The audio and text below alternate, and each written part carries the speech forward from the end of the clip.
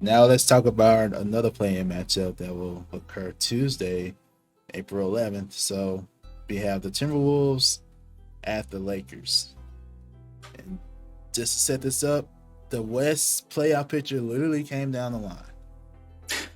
It literally came down the line in the last couple of minutes or so. You have these teams watching other teams, watching the scores. As fans of the NBA, I was watching the scores, trying to figure out what these teams were going to do. So it was very exciting to see. But we had the Timberwolves at the Lakers. T-Wolves at Lakers.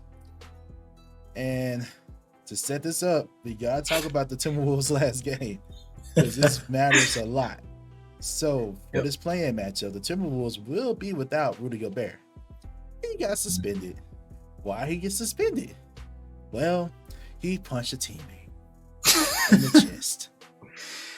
Brilliant idea at a crucial point of the season. Let me defend Rudy Gobert a little bit, because apparently, according to Roach, Kyle Anderson during the timeout, him calling Rudy Gobert a not nice word that we cannot say on this channel and on this podcast and wherever you're listening. It's a derogatory term mostly used towards women. Mm-hmm. It's bad. Anyway, he apparently called him this word numerous times and told him to block a shot. Right. Rudy Gobert in response didn't like that. He said, "Why don't you get a rebound?" And they kept going back and forth. And you can see the video yourself. It's all out there. He punched Rudy Gobert. No, sorry. Rudy Gobert punched Kyle Anderson. Draymond Green had an interesting reaction to that. Let's hear this. Oh my God. He tweeted exactly. Oh man. Draymond tweeted exactly what Rudy Gobert tweeted when the news came out that Draymond punched Jordan Poole. Right? It was funny. I gotta pull it up again, man. Draymond is in tune with the NBA streets out here. That is hilarious.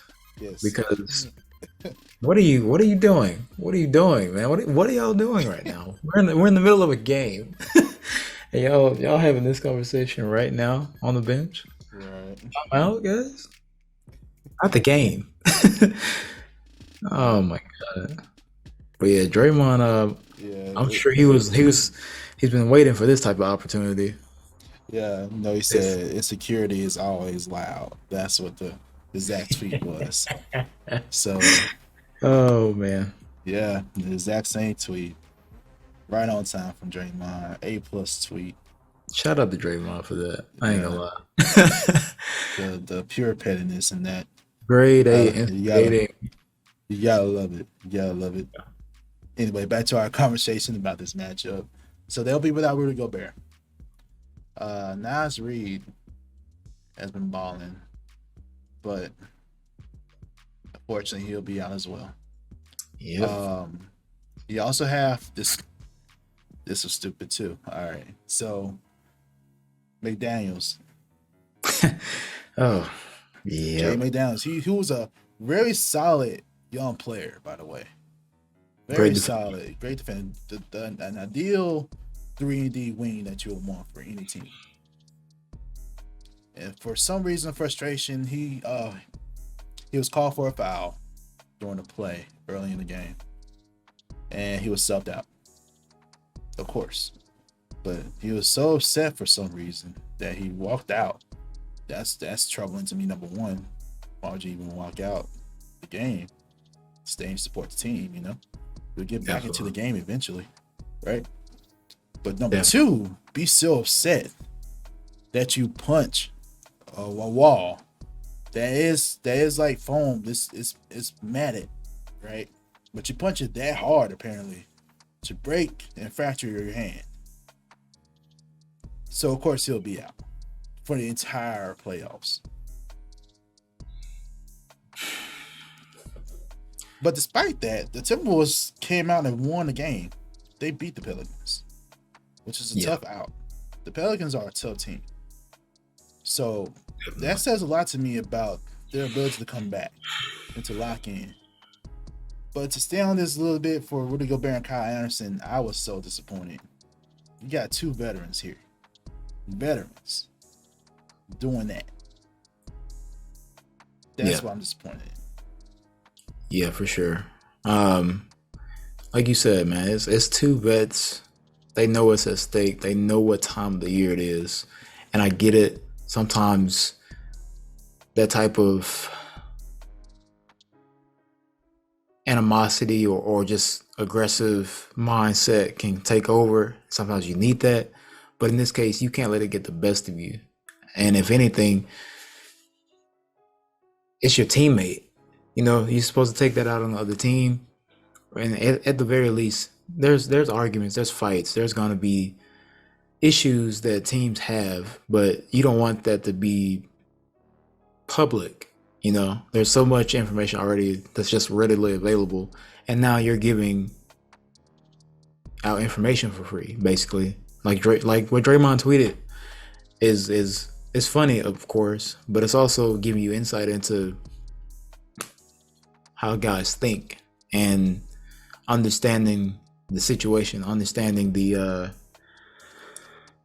what you need to be locked in. And clearly those guys have other issues going on, I think, with the whole locker room situation and Gobert, not Vanderbilt, McDaniels. Yeah. But speaking of Jared Vanderbilt, the Minnesota former players on the Lakers are going to have a lot of fun in this series because they have a squad, and the Lakers have been solid since the All-Star break, since these trades. They really improved. They look scary. I'm not saying they're going to make a huge run in the playoffs, but the Lakers really, especially now with these guys being out, even though honestly, I haven't felt like Gobert has been a very good addition to Minnesota this season, really. Yeah, it's turned out to be one of the worst trades in history. Because again, Yeah, 5 round picks. We discussed that before. That was way too much. way too much. And just before we end this topic on the Timberwolves in their last game, and then in their last regular season game, Rudy Gobert put this out. He said, "Emotions got the best of me today. I should not have reacted the way I did, regardless of what was said. I want to apologize to the fans, to the organization, and particularly to Kyle, who is someone that I truly love and respect as a teammate." Now he apologized publicly with his tweet. He also apologized privately. And as we said, he will not be traveling in the game. Now, let's transition to what this means for the play-in. He'll be out for one game. Rudy Gobert does provide some interior presence, which is what they'll really need without Nasri, right? They already have no other alternative. Who can protect the paint, right? Do you really want to put Cat in that position? I don't know. I don't think that's your best bet. You need Cat to focus on to have more energy on the offensive end. And you will be without McDaniels, who will also provide you some very good offense. One of your, if not your best perimeter defender, Right. is now out. Right. And him. Right. And you're going to the Lakers squad with better perimeter players, who's been shooting better from three since the All-Star break, who's increased their defensive ranking and rating since the All-Star break. Yeah, it's not looking good. But the fact that they came out and won still, that does give me some encouragement for me as a purely objective fan to go through that turmoil and disarray and all that, and still come out with the win. That says a lot to me. Although, granted, they were at home too, but to have all that happen when they were down and to come back and win, I mean, can't win all. He You literally is can't like the ignore it. best big man shooter properly. We can say that. He was shooting that thing from three. I'll say he's one of the better ones. I'm not gonna say he's the best. I have Well, that performance, she was shooting the thing. I'm not talking oh about yeah, all the time. I I'm just can't take talking it about away. I can't take it away. He's right in now. Right today's now. league for sure. Yeah, Yeah, no, right talking about right now. yeah. Not talking about all the time. But yeah. So with that being said, we talked about a little bit about the Lakers and what they have going on, the positive momentum. But I want to just put a little tiny nugget within the Lakers stuff. We need to pay attention to who they were playing. A lot of teams they were playing since the All-Star break were not very strong teams. They're not in the playoffs or in the play-in. So that for one. I did not like how they looked. Although it was a back-to-back against the Clippers. I did not like how they looked when they're playing the bench Suns. Like basically the Suns bench squad. I did not like how they looked there either. So, and then again, the Clippers play that same squad too. It was a struggle for them too. So, I don't know. Maybe I can't put too much stock in it. I'm just saying. It's a fair point. I'm just saying, we just pump the brakes a little bit. I mean, of course, the stats look great because one, there are not that many games after the All-Star break. It's only like you play the majority of the games before the All-Star break. Number one. So of course the stats are going to weigh a little differently. You know? So, and particularly the teams you're playing in this second half of the season, it's not really a half a season. But the teams you play in the second half are mostly teams that are like bottom feeders or teams trying to tank. Yeah. So I'm just saying we need to pay attention to that. I don't think we talk about that enough as basketball fans. So, but as pure prediction, for me, a lot of people are calling for the Lakers to win, and rightfully so. But I would not be surprised at all if the Lakers lose. That's just me. I would not be surprised because AD for one has not been that dog that we wanted him to be. We just haven't seen that. And don't count out Anthony Edwards, man. And Karl Anthony Towns. And this adversity with this team, we'll get to see how they react because they've been in the news a lot. How will they react to that? So, and everyone's kind of writing them off already. So I'm just saying, when circumstances are prime like this, we've seen it multiple times across different types of sports where these teams win. Yeah, that's true. So can't deny them. You can't. So I'm gonna go out on a limb and say, I can't. It's not. It won't allow me to say it. Man. I can't just outright say the Lakers will lose. I'm not gonna say that. I wouldn't be surprised if they lose. And if they lose, you heard it from me here first. Go do a little double dipping here, huh? Okay. I mean, I cannot say, the Lakers with LeBron is gonna lose against the Timberwolves at home. I get it. I can't say that based off there's a basketball fan in me and person. I just can't say that out loud. So yeah, but I wouldn't be surprised. Man, it's the playoffs. Magic play in. Magic happens. I just to piggyback off what you were saying, I think that I have a slightly different look on these things. Like I said, I don't feel like Rudy Gobert has just been relevant for the Timberwolves this year, but I do think that his absence from the team does make it a lot more difficult with you having to now shift Karl Anthony Towns to primarily focus on defense on Anthony Davis. That's a heck of a matchup for 40 minutes. You know what I mean? Like, it's going to be a hard matchup all game. But the other point I wanted to make is that with LA, like you said, they may have had a easier second half schedule, and they haven't had like a hard matchup. But I think that could play to their advantage, and this is why.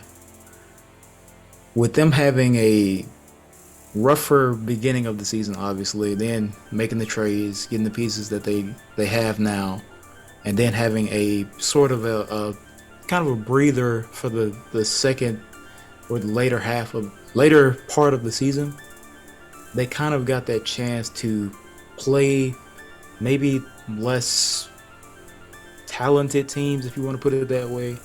Still NBA teams, still, any given night, it's up. But with them having slightly easier schedule, new pieces, LeBron coming back from injury, AD kind of avoiding injury for a good bit, allowed them to be scared sometimes. I'm always AD alert is always like ready. Whenever you fall, I'm like, oh yeah. He's he fails sometimes, but he got up. I was like, okay, all right, okay. That's true.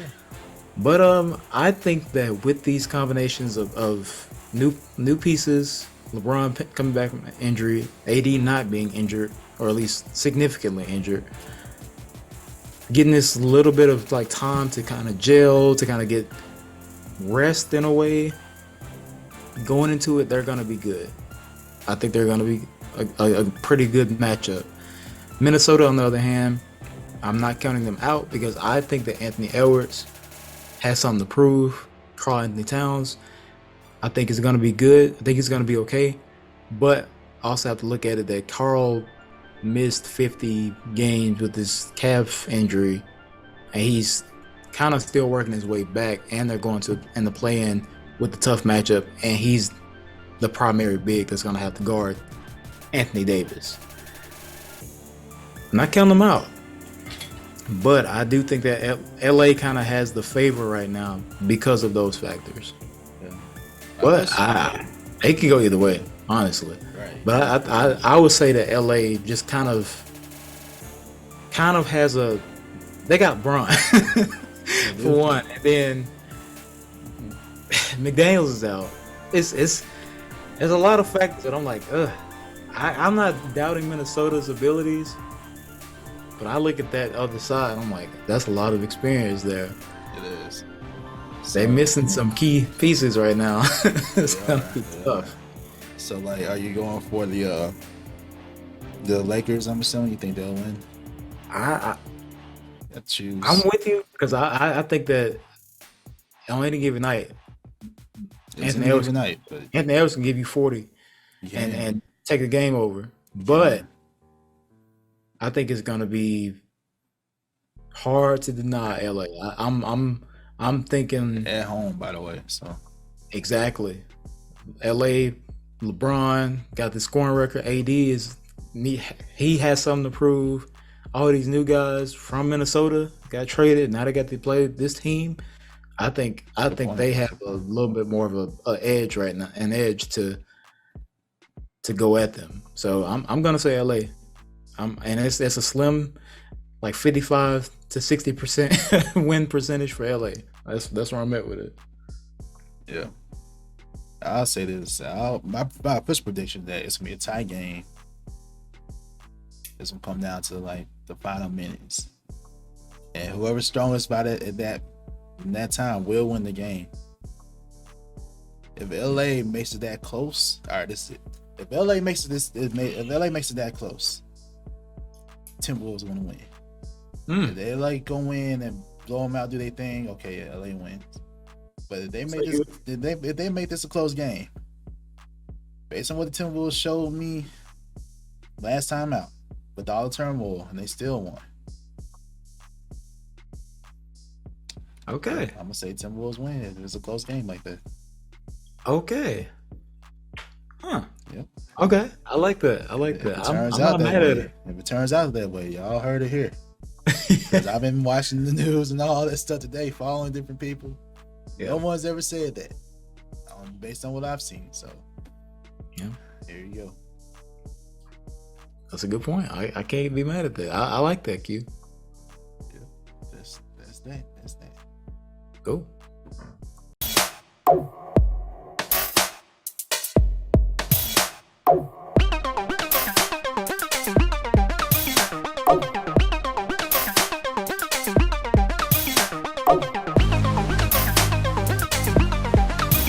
Oh.